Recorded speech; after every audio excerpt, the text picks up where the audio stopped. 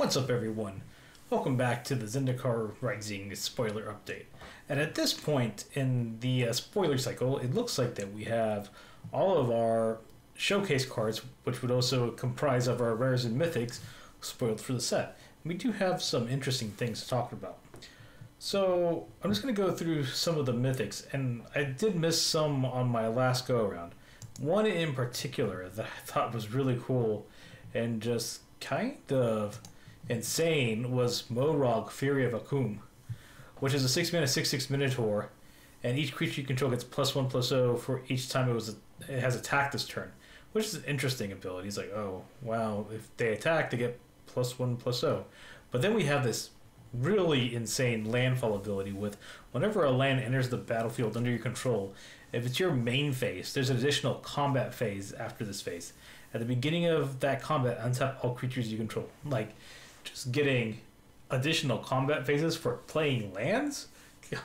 That is insane. Are you kidding me? Oh, this card at face value just looks just ridiculous.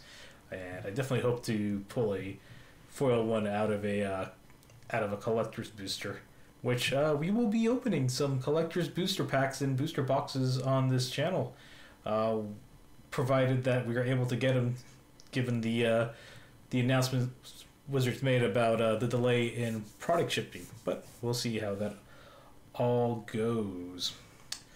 Another mythic that I wanted to talk about, which actually pairs really well with Morog, is Ancient Green Warden. So Ancient Green Warden is a 6-mana 5/7 elemental with reach, and you can play lands from your graveyards, which already synergizes well with Morog because you can trigger landfall with lands from your graveyard.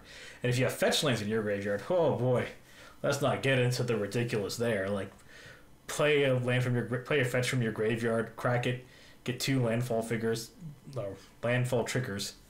That's nuts. But here's the other line of text. If a land entering the battlefield causes a triggered ability of a permanent you control to trigger, that ability triggers an additional time. I mean, comboing this with Morog, just like get a fetch from your graveyard, trigger a landfall twice on Morog, fetch, get another land, trigger twice on Morog. That means you get 4 additional combat steps. What kind of insanity is going on here? Man, this is crazy. These two mythics, I mean, there are a lot of seemingly great mythics in this set. This week has just been insane for the spoilers that they put out. So moving on, there's a ooze that I wanted to talk about, which is Oran Reef Ooze. When it enters the battlefield, put a 1/1 counter on target creature you control, and whenever Oran Reef Ooze attacks, put a 1/1 counter on each attacking creature with a 1/1 counter on it. Like, interesting, like, little ooze ability, and they're really pushing like this +1/+1 counter theme on it within the set, which pairs well with some of the stuff they put out in Ikoria. And in particular, the Abzan Commander deck that they put out really focuses on counters, and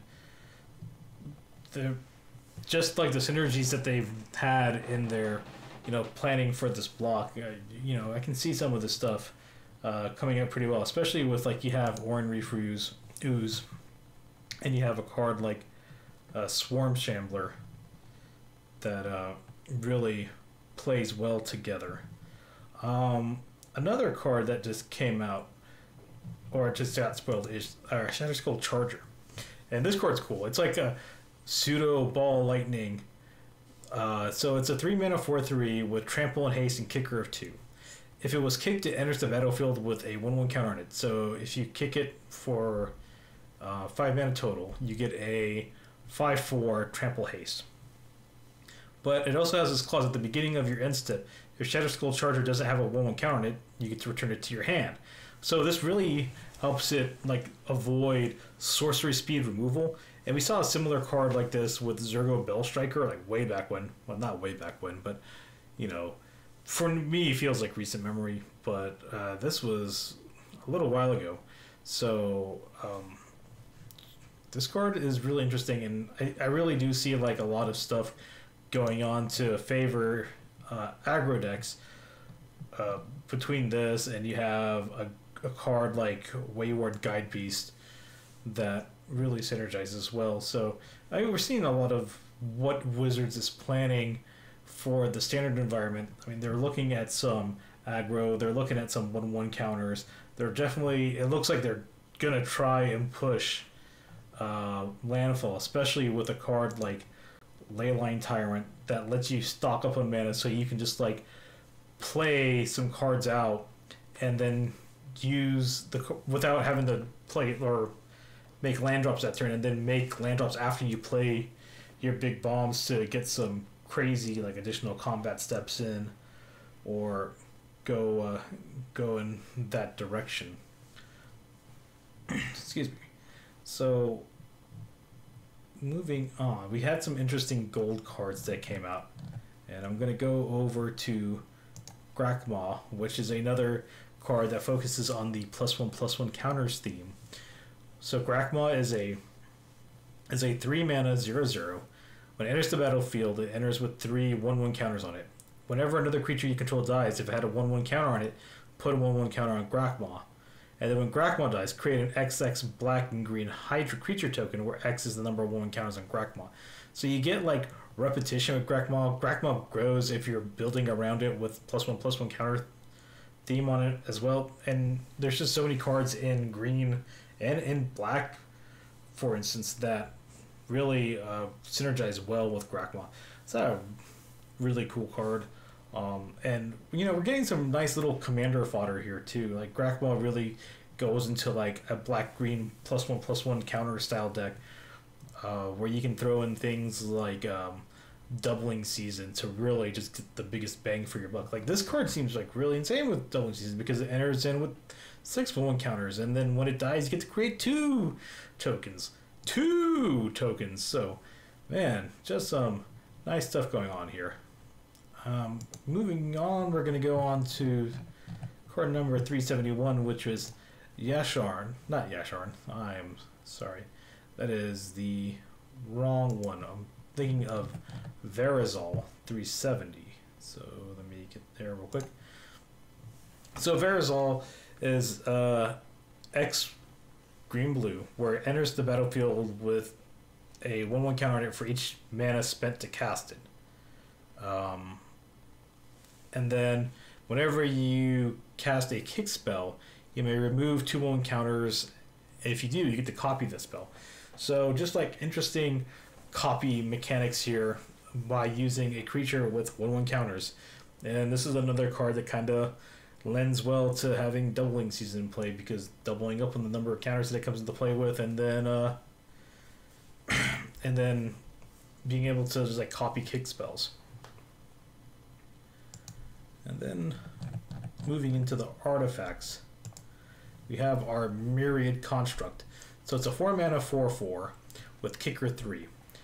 If it was kicked, it enters the battlefield with a 1/1 counter on it for each non-basic land your opponents control. So like, this is a card that, you know, on the face, just reading the first line, is looking to punish your opponents for playing non-basic lands.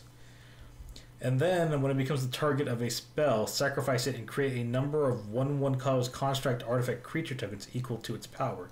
So then it has like that built-in protection too, where if it becomes the target of a single target removal spell, then you're going to be able to go wide with the tokens that it creates. We did get what I consider to be a little bit of a surprise in the form of a additional land, but it shouldn't really be a surprise because this is a land set. But we got Throne of Makindi. So it's a land, you can tap it for a colorless, you can pay 1 and tap it to put a charge counter on Throne of Makindi, similar to like some of the charge lands from back in like Time Spiral. And then you can tap it and remove a charge counter from Throne of Makindi to add 2 mana of any one color, and spend this mana only to cast kick spells. So, you know, we have Throne of Makindi and Verizon, which fit well together in the kicker style deck. I'm going to go through a couple of other cards real quick. So we have Null Piece of Oblivion, which is a 2 mana, 2/1 menace lifelink, which is pretty good. It has comes down early. It has evasion, so you're able to get in the beats early with this card. But then if you kick it, which its casting cost with its kicker cost only comes out to a total of 6 mana. You get to return a creature from your graveyard to the battlefield. That's pretty good. I mean, we've seen effects like that in like Rise from the Grave that cost 5 mana, but for an additional 1 mana, you get a 2/1 menace lifelink. So you get a body that has some evasion and can gain you some life and can bring a creature back. Pretty cool card. Now, another interesting thing that I saw just looking at this list is that we don't have a full cycle of inscriptions. I thought we were going to get in a cycle of inscriptions, but we only got blue, black, and green. We did not get a red or a white inscription. So I thought that was one of the more interesting features of this set. But moving on to some of the other cards that I didn't really talk about, one that I thought was really cool, especially with a card like Bruvak from Jumpstart, is Maddening Cacophony. It's a 2 mana, each opponent mills 8 cards, which it's not target opponent or target player, it's each opponent. So like can be redirected back at you. Unfortunately, you can't use it on yourself if you're trying to self mill, but I'm thinking if you're playing this in like a Bruvak style deck, your goal is not to self mill anyway. It has a kicker of 4. So for a total cost of 4 blue, you can mill half of each of your opponent's libraries rounded up. And that's crazy because like with Bruvak, that Bruvak just doubles the cards that you mill or that opponents mill. So then it's 6 mana, each opponent flips their library into their graveyard. It's like pretty crazy for 6 mana. Like this set is just some of these cards are just wow. I don't think I've been as excited for a set as I have been looking at the cards that are coming out for Zendikar Rising that I have for a while. And couple that with the fact you get like box stoppers for buying boxes, it's just like I feel like there's so much value in this set and just so many good times to be had. It's a shame that we're living in the times that we are in. I would love to be able to go to my LGS and draft this because the draft format just looks crazy fun. Like original Zendikar was crazy fun too. I loved this card. When I saw it spoiled, I thought this was just the coolest thing.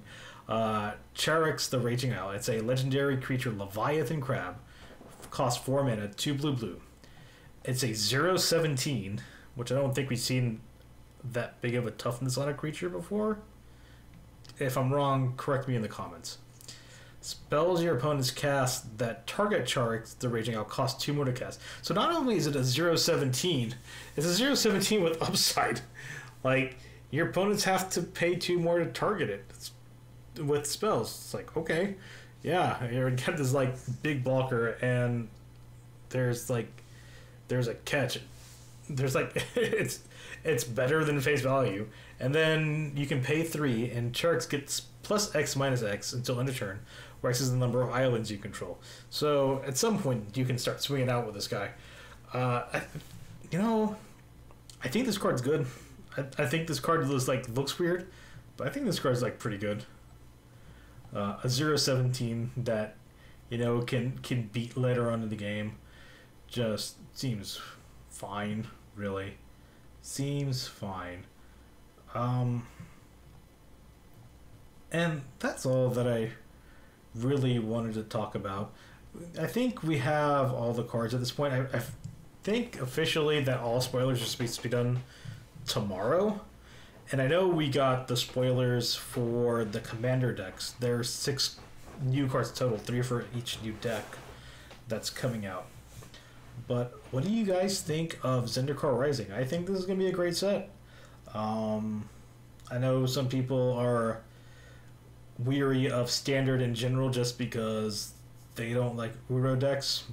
And we're just going to see how standard plays out. But remember, these cards can be played in more than just standard.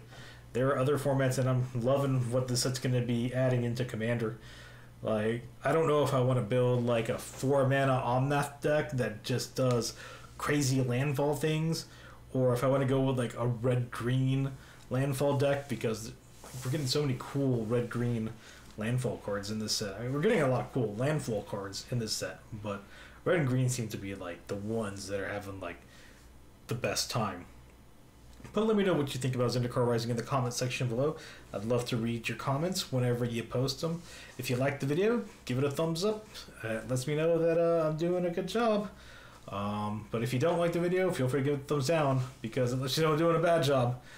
And if you're watching this video and you haven't subscribed yet, click that subscribe button. Every subscribe helps. And I hope until next time that you all stay safe out there, take care, and goodbye.